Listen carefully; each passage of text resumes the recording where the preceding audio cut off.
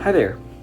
Today I will be talking about cultural flattening, specifically in the workplace, and why this maybe has to do with workplace fashion and is sort of shown in workplace fashion. So, just to define cultural flattening, I don't even know if this is a term, but I guess I created it. Cultural flattening to me is the flattening of the workers' personalities into a couple key attributes that are common across all of the workers, right? So trying to remove all the interesting, unique, or different parts of all the workers and trying to sort of make them into cogs in a machine, right? And emphasize compliance, emphasize respect, especially towards the higher up, a very hierarchical structure, right? And I think that this is very common in workplaces, but I think that this is actually actively detrimental and is causing a lot of people, at least that I've seen, that are older than me, to sort of all act the same, react the same to very specific things, and sort of be unwilling to change and unwilling to express themselves and be a little bit different.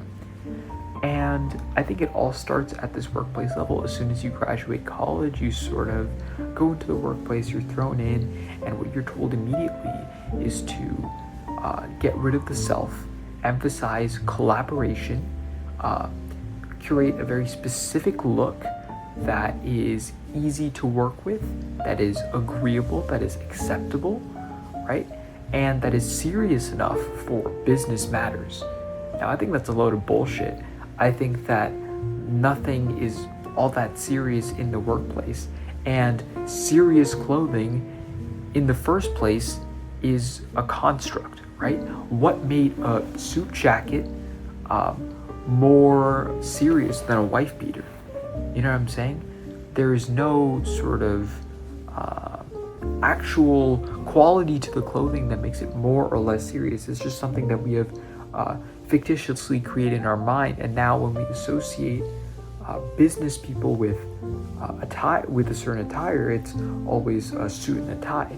But I don't think that that needs to be the case, and I think that's actually a way in which we flatten personality and actually sort of remove a lot of the personality and the sort of creativity from the workplace, because the workplace ultimately doesn't want creativity. What it wants is a bunch of cogs in a machine to sort of do things in a very safe way. And I think that that is not sort of the key to success. I think the most successful corporations are the ones that actually think outside of the box, are more creative, and sort of emphasize creativity. So why, even within those corporations, are we emphasizing suit and a tie, or dress, shirt, and slacks every single day? Why do we say that piercings are not allowed, or that tattoos are unserious? All of these sort of rules, in my book, are not meant to actually increase productivity, but are actually just meant to crush and subjugate workers, to make them feel as though they need to act and dress and present a very specific way. And I think that ultimately dressing is half the battle, right? So if you want to be innovative, if you want to describe your personality, I think that it's so important to dress the part. But we are not incentivized within the workplace to dress the part. And so how can we be creative, be innovative, be ourselves within the workplace? And so ultimately, as a college student, I'm very fearful of the future. In college, obviously, you can dress however you want, but based on my past experiences and internships, specifically in financial institutions, these institutions really want you to dress, act, and look a very, very specific way. And I think that that is actively detrimental. I don't think people are that similar to each other. I think people are very different. People are very multifaceted.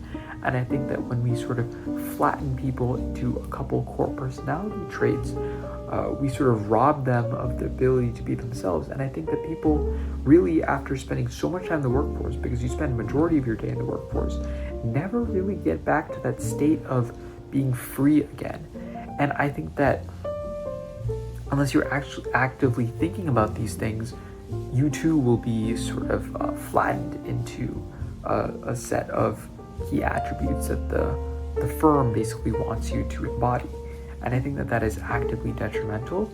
And I'm honestly quite terrified of my future and of the future of our current generation, because I think that these norms have not changed.